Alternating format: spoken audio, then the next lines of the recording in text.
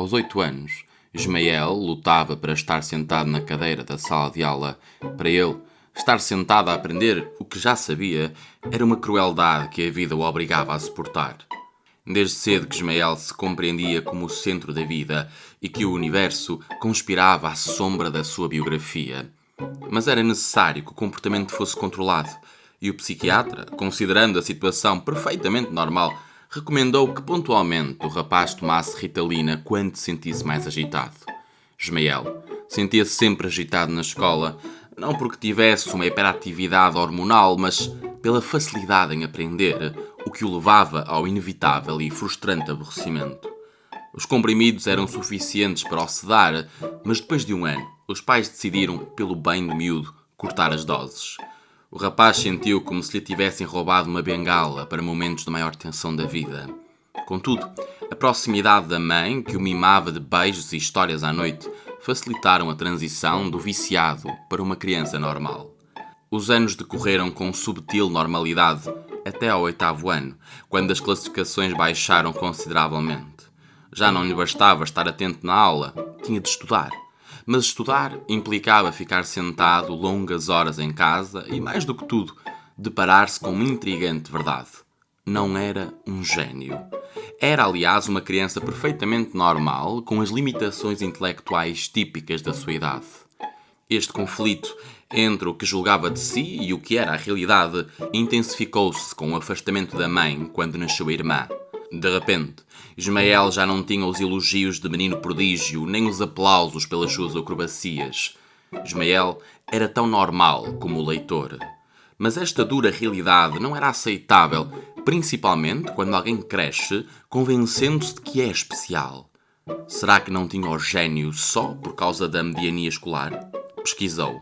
Soube por um qualquer site que Einstein era mau a matemática e que mesmo assim se havia tornado um grande gênio. Isto amenizou a sua frustração. Ainda há tempo de ser especial, de ser alguém que veio ao mundo por motivos transcendentais.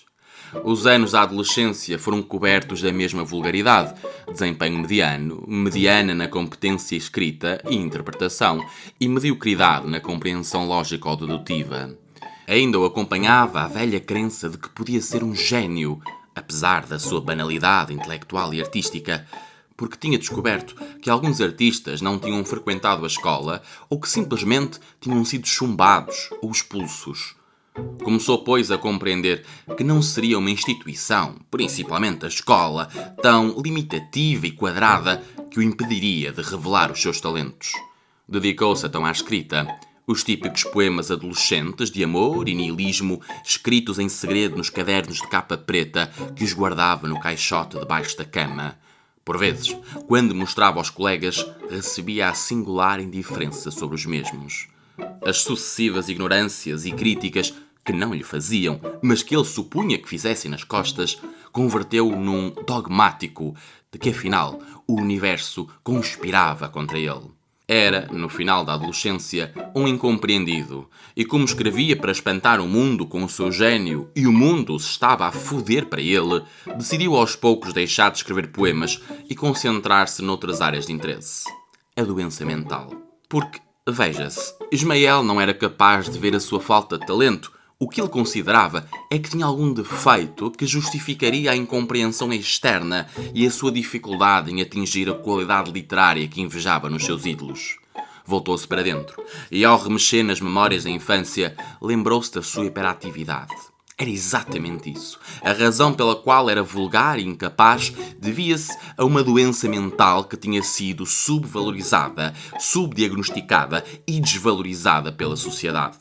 Ali estava a razão para a sua mediocridade. E sabendo que tinha hiperatividade, sentia-se mais perto de alguns génios da humanidade que também haviam sido diagnosticados com hiperatividade, como o caso, descobriu, de Einstein. Mas isso não lhe servia para resolver a sua saúde mental, servia apenas como justificação para não entregar os trabalhos na faculdade ou para não conseguir escrever uma página em 6 meses. Depois descobriu, numa discussão com a namorada, que o acusava de estar sempre desatento nas conversas, que afinal ele talvez tivesse déficit de atenção. Aí está. Só podia ter ADHD porque Que outra razão havia para ele não conseguir estar concentrado numa discussão de 2 horas com a namorada? Não podia haver outra razão. Com essa justificativa, safou-se durante um período das discussões mais acaloradas. Mas perante o fim da relação, Ismael apercebeu-se ainda de outra doença pelas acusações da namorada, que o atirava à cara o facto dele num dia lhe dar mimos e no outro ignorá-la completamente. Percebeu então que tinha transtorno bipolar. Claro que estas variações de humor não se deviam às traições de Ismael. Isso seria impensável. A sua própria pesquisa no Google demonstrava claramente que só havia um diagnóstico verosímil.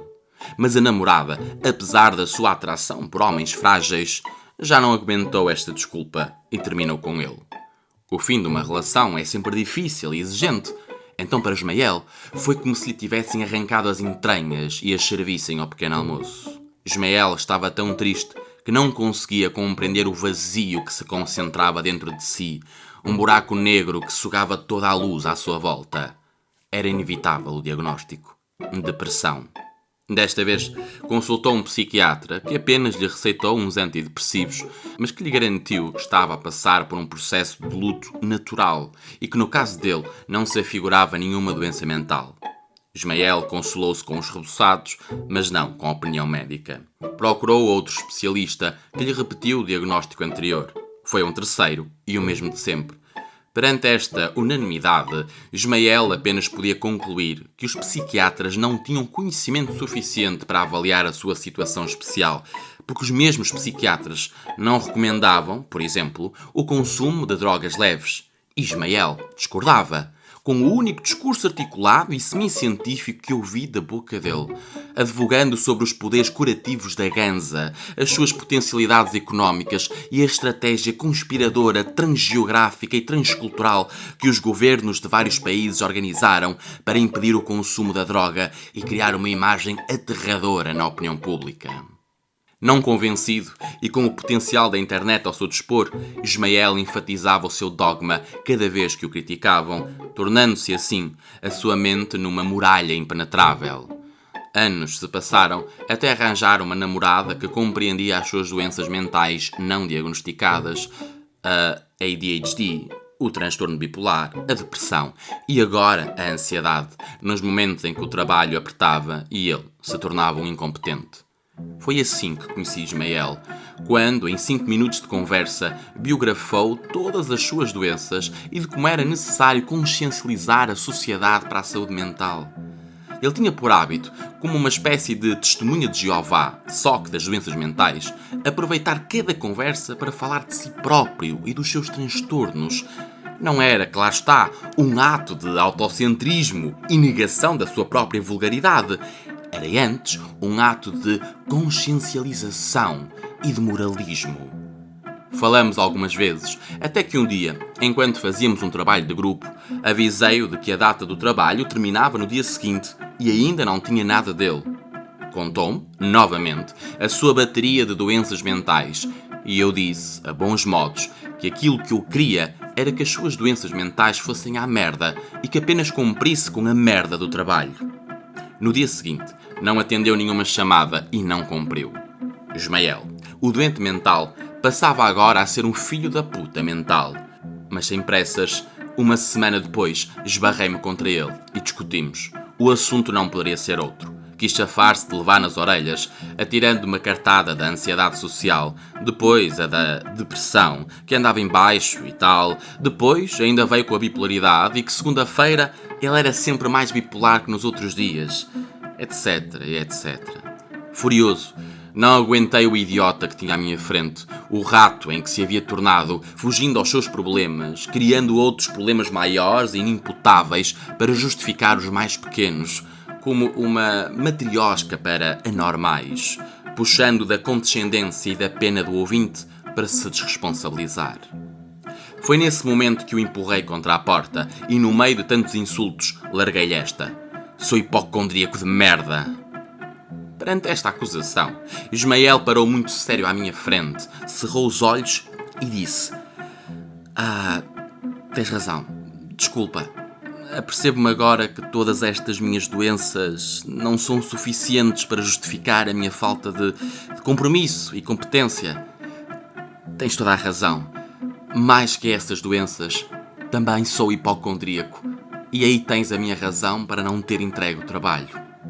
E assim foi Ismael, o idiota mental, levando a sua nova doença no espírito como se fosse anunciar uma boa nova.